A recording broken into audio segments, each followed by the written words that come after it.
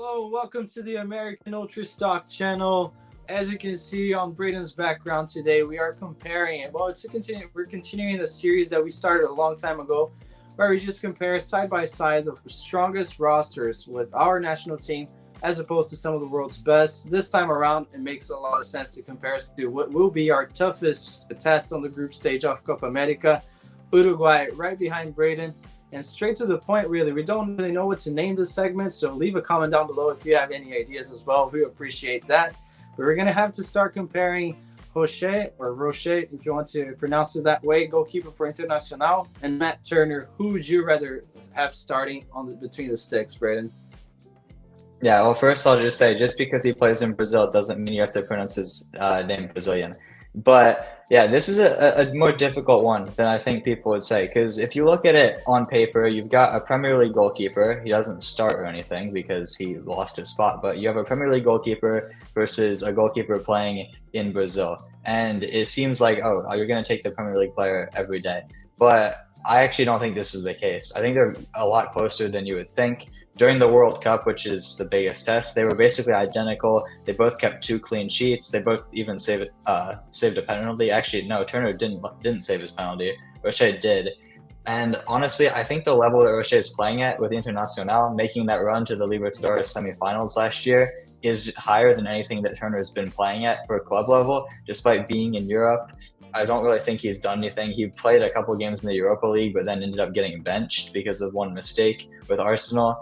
And at Forest, I mean, we've all seen this season, whenever he's played, he hasn't looked great. Mind you, neither have any of the other Forest keepers, but he hasn't really looked too great. I think Rocher's in pretty good form, entering the prime of his career. I'm actually going to pick Sergio Rocher here. Yeah, I'm going to have to sadly and a little bit reluctantly agree with you. I'll go with Rocher because I think that as a shot stopper, he's just better than Matt Turner. And playing with the feet, I don't think it's Matt's strength. I know that people would like to compliment that area of his game, but Rocher does get called into action quite a lot playing the Brasileirão, and I think he does find big game player there as well for Internacional. Moving on to the right back position, this is heartbreaking for me to not be able to mention Serginho Dest. He's injured, so we're going to be realistic right here and have to pick Scally, who is the man right up next, and he's going to be battling up with Nandes. Nandes was a midfielder for Boca in the beginning of his career, but now he's a right back for Cagliari, became a cult hero there. Who would you take on the right back position, Braden? Well, I think if Dest was in here, it would be a pretty easy decision. It would be Dest all day. Uruguay's back line is kind of weird because they kind of have 5 or 6 players that rotate. Sometimes you see Ronald Araujo playing right back with Cáceres coming into the center back position. There's a bunch of other rotations as well within the individual positions. Left back, there's a couple of players. Even at right back, we've seen some others. But I think Nandes is the starter when he's healthy, which he hasn't been for the last couple of Uruguay games. But I'm going to take Joe Scally here for a couple of reasons. I think Nandes' career has kind of leveled out a little bit this season. He hasn't been great for Cagliari, who are a little bit above the relegation zone, just safe. But honestly, I think next season they could be in danger. I think he's kind of hit the end of the road for him in Europe. He's been there for about 5 seasons. It's been a pretty solid, successful run in Serie A, but he's 28 now. I think the time is probably going to come for him to move back to South America sooner rather than later. And for Joe Scally, it's the complete opposite. Such a young player. He has his career all in front of him. Still such a young player. I mean, we forget he's still only 21. And he's basically a 2003 birthday, born December 31st, the last day of the year in 2002. He's still Olympic eligible if he were to play there. Obviously, he won't because he's now our starting right back for Copa America. But Scally, I think, right now is even a better player. I think he's playing at a higher level for a mid-table Bundesliga club versus a relegation-threatened Serie A club. And he has such high potential as well compared to Nandes. So I'm going to pick Scally. Yeah, I think it's a straightforward win right here for Scally, for the Team US. And I do think that Nandes is a good, tenacious player, but all in all, player for player, Scally is a better player. And I think that Nandes will find it very difficult to mark one of our best players going forward. That's later on for the list. Now, the right back position, this is a tough one. I'm going to go with what Uruguay used to use in their toughest games. When healthy, it's going to be Araujo, and he's going to be going up next against Chris Richards. A tough one to rep for USMNT. Who do you think is better, Braden? Yeah, at right center back, this is a very unfortunate draw for Richards because I think if he was up against the left center back, honestly, I think he'd have a chance just based on how well he's been playing with Crystal Palace. He's finally found his feet there after about a season and a half. It took a while. It took a lot of time on the bench, some time playing out of position at CDM and right back, which we've also seen Araujo do actually at Barcelona, particularly at right back a lot, and even for Uruguay as well. But it's obviously Araujo here. I think on his day, he's one of, if not the best center backs in the world, not just in this list in Copa America. And Richards has been a great player. He's by far our best center back, especially when he's in form, but he doesn't really compare to Araujo here. Yeah, tough one. Pretty straightforward for me as well. Araujo has to take over this one. Now to the left center back position. Again, Uruguay rotates a lot, but if they are facing a really tough opposition, they do seem to play Matias Oliveira, who plays for Napoli. Obviously, going up against Team Ream. I think that we're going to have to go with Team Ream as left center back. I know signs haven't been the most hopeful ones. He hasn't played in the Premier League, but I think that he does start for us in Copa America. Ultimately, between these two, who would you rather have, Braden?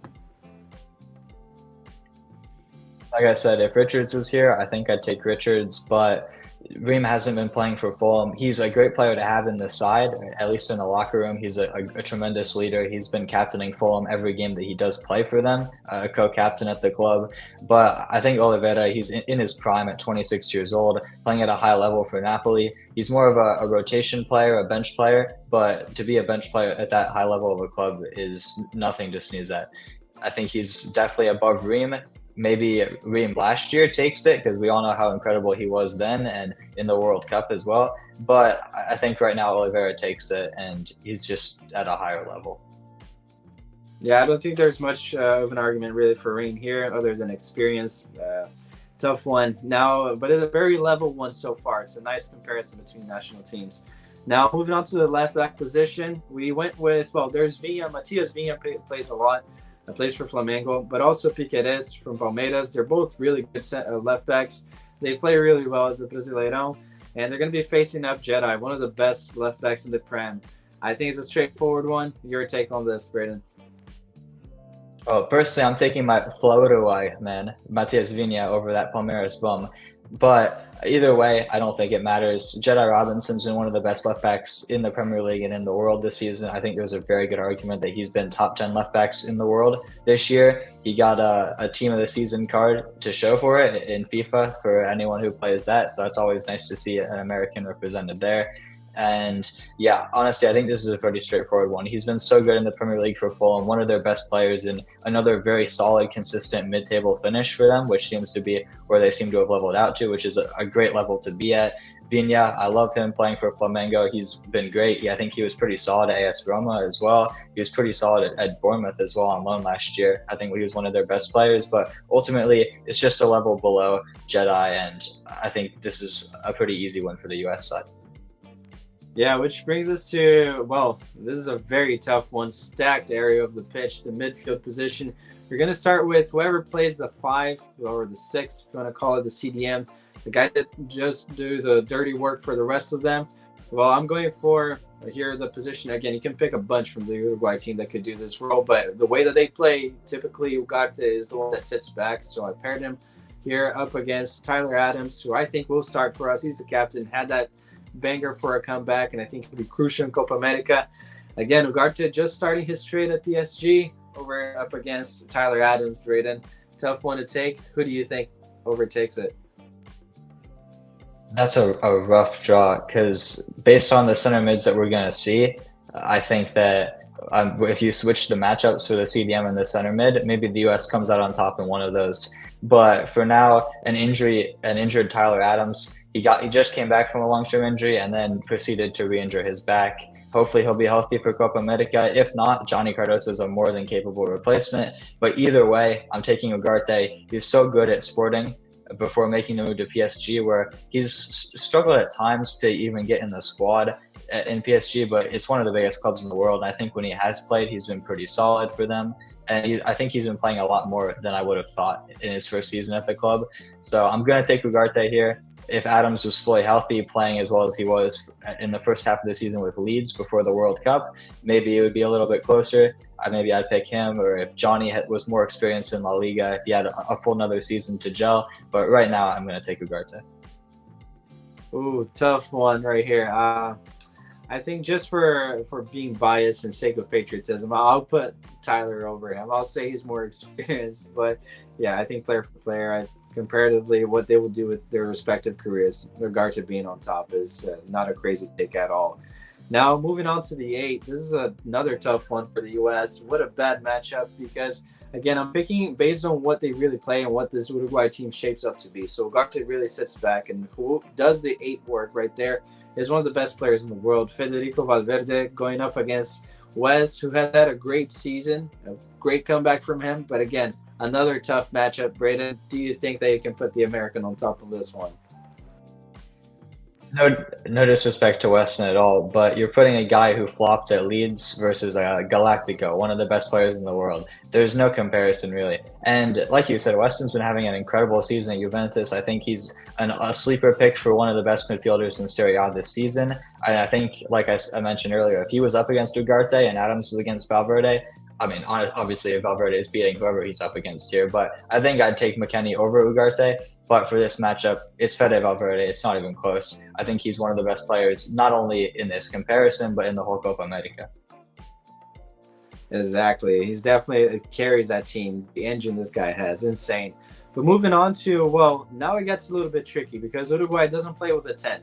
And neither do we practically, really. We have a 10 that played kind of as a left center mid last time around. So we can compare this in a couple of ways. Well, who's more important to the shape of their team and to their squad, and who's going to affect the game the most? So pairing up right here would be Matias Vecino from Lazio against Gio Reyna. I think, or do you think that it would be Nicolas de la Cruz in this one, Braden? Yeah, for me, I'd put De La Cruz here because I think he plays more of a 10 than Vecino does. Vecino doesn't see the pitch as much, and when he does, I think it's sort of more as a winger, but we'll mention it later. But Uruguay's left winger situation is very poor and very weird. I just have to say it's a disgrace that Hascaeta isn't here. I think he's one of the best players in the Uruguay team. If he was here, I'd pick him over almost anyone, but it's going to be De La Cruz versus Reyna. And I mentioned it before with Matt Turner, the same situation at Nottingham Forest. Reyna hasn't been getting minutes for whatever reason. Maybe Nuno doesn't like him. Maybe he never wanted him in the first place. It might have just been Jorge Mendes going in, trying to get him a move, make a good first impression as his new agent, just try to get him somewhere. If he had other options, I don't know what he's doing. Mendes probably deserves to be fired already just after a couple of months as Reyna's agent. But the move hasn't worked out. Even at Dortmund before that, he wasn't playing at all this season. That I blame Terzic for that, but you can't really blame too much on a manager who's in the UCL semifinals. So it's been a poor season for Reyna regardless. De La Cruz is playing amazing for Flamengo since signing in the summer. I think he's been one of the best players for that team and has an argument for one of the best players in all of South America within those leagues, of course, Libertadores. I'm going to take Nicolas de la Cruz here. Maybe a hot take for a lot of the fans that don't really tune into South American football, but also when he was at River, he was amazing. Nicolas de la Cruz, I think that if it's a big game, there's also the fitness aspect. I think that if my measurement's going to be on who's more vital to their team, maybe I'll go with Gio, but player for player, I think that going for De La Cruz does sound crazy, but I agree with you. Now moving on to who would be on the right wing. Now, this is the only wing that Uruguay doesn't really have a firm starter. It's going to be Pelistri for them up against Weah, because I think that although some people may criticize Weah, he hasn't really played that position. That's the most realistic outcome. I think we're going to field Weah as the starting right winger. Certainly in the first game we will. And he's going to be matching up against Pelistri on this one. Who would you take? I've got the battle of mid here at right wing. You've got probably Uruguay's worst player on the pitch, Pelistri, who failed at Man United. I don't know if it's too harsh to say he failed. He's still only 22, but he should have got a loan immediately once he joined, decided to hold out and stay for whatever reason, got no game time. Same for this season. He finally got a loan to Granada.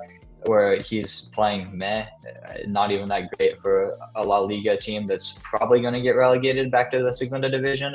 And then you've got Tim Weah, who I would argue is one of the worst players in the USMNT starting lineup. I think he deserves to have his spot taken by Haji, quite frankly, and shift Pulisic over. But right now, it's still going to be Weah, and I think Weah has been more reliable. He's a little bit more experienced. They're still both very young players, but Weah has that experience of scoring a goal in the World Cup, a very important one. You can never take that away from him.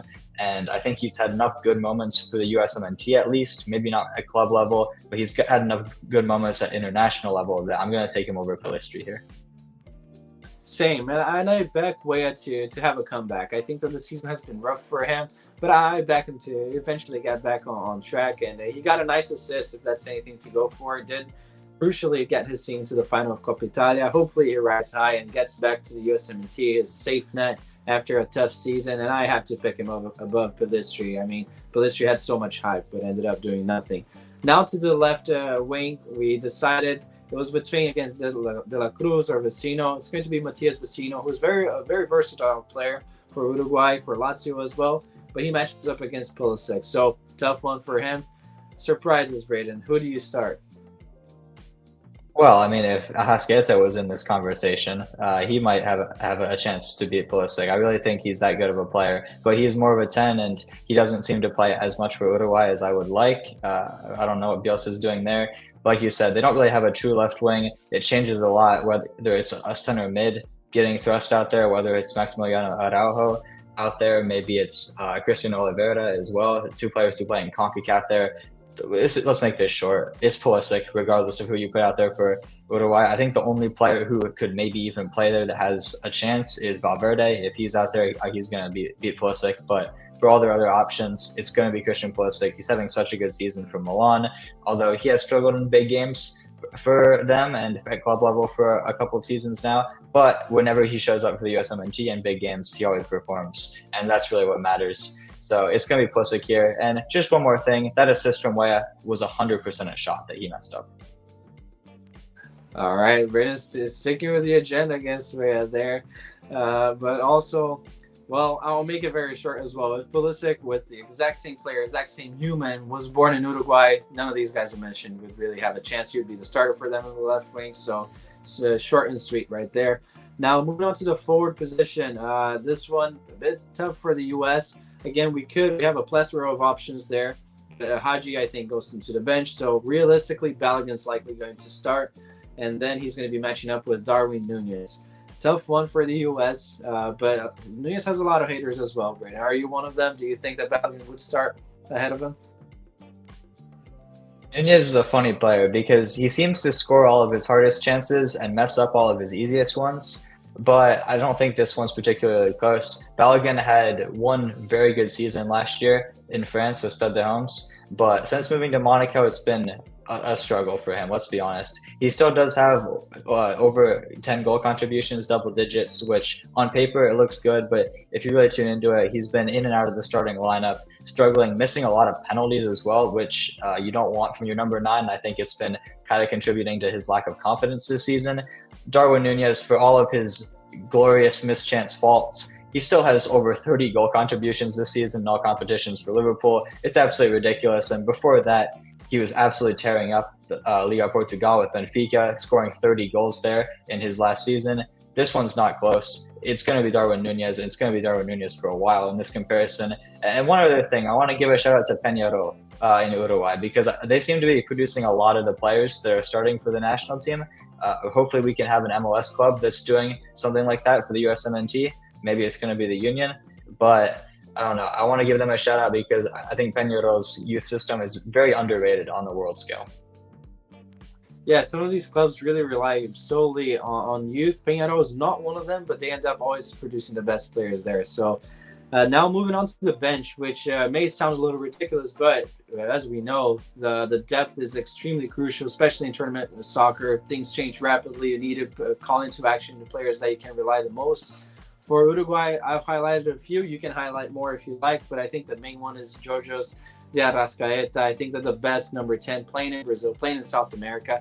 I think it's quite frankly insane that they don't really find a way for him to play at the World Cup. When he did play, scored 2 goals right away. And yeah, it's just a shame. I think that him not going to Europe really hurt his career, but he's such a great player. And for our side, I think that Haji Wright's the main guy that we would call upon to actually, if we have to change a game, definitely that would have the biggest impact. If we want to compare those two or the other ones, I didn't really include Maximiliano from Toluca. I mean, these guys are playing CONCACAF, so I think Ahaska, as I call him, is the only one there that is notorious. For our side, I think it's Haji. Who do you think is the better player to impact the game, Braden? Well, quickly, I want to also give a mention to Jose Maria Jimenez, who plays for Atletico Madrid. He's been there for a while. And although he has fallen off a little bit this season and maybe last year as well, I think for a while now he's been playing at a very solid level for Atletico de Madrid. And he's a very solid backup center back option that we don't really have. And I think if he was starting, if he was American, let's say, I think 100% he's a locked-in starter. So they have the advantage of depth there. And like you said, Arrascaeta, it's not how you actually pronounce his name, but at this point, he's been in Brazil for so long that he's an honorary Brazilian. Everyone there loves him. I love him. He's such a good player. Genuinely, I think he's one of the best 10s in the world. So underrated. The way he impacts every game. Like you said in the World Cup, he only got a chance to start one game. He comes in and he scores a brace. Maybe if he was starting every game, what do I get out of the group? Who knows? But I think he should definitely be the main impact player for them off the bench. Like you said, for us, Haji Wright, in my opinion, I would be starting him, but I don't think that's realistically going to happen. Maybe it does. Maybe Greg gets creative. Who knows? Especially after that brace off the bench against Jamaica. But I think regardless, both of them are amazing impact subs to have. But if we're going to go for a bench overall, I'm going to favor Uruguay here. Their depth is a lot better than ours, which is kind of embarrassing if you think about it, considering that they have such a small population and we have such a large population. Really, we should be producing a higher quantity of solid players than them. But props to Uruguay. I mean, they've been a footballing nation since the start, hosting the first World Cup, and almost 100 years later, they're still such a powerhouse. Yeah, and I agree with you. I think that even though we probably have more notorious players that play, the floor is higher. I think that the ceiling at the bench to change a game and alter a match, I think that they probably have the advantage with the Haska. It may sound crazy for people that don't follow Libertadores, but trust me, he's a baller. He could very easily had a great career in Italy and Spain.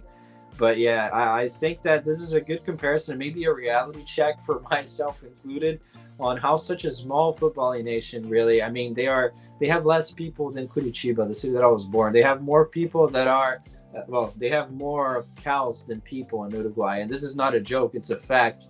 And they end up producing this level of talent. Let's see, and let's end the video with a prediction, Braden. If we were to play them tomorrow, or you can say at the Copa America, who do you think would ultimately win and by what scoreline? Yeah, we'll go with playing them tomorrow because when that game gets closer in Copa America, we'll make a lot of content around that, some predictions, some in-depth analysis on their team. But if we're going to play them tomorrow, I'm going to predict a Uruguay win comfortably. I think it just makes sense. They're going to be the favorite regardless, and especially if it was at a neutral location or even in South America. If it was in South America, they'd pummel us. At a neutral location, like, for example, if it was to be at the Qatar World Cup, I think they'd beat us pretty handily. Arrascaeta, if he was starting, he'd score a brace like he did against Ghana. But I think Uruguay would win comfortably 3-1, 4-1, something like that.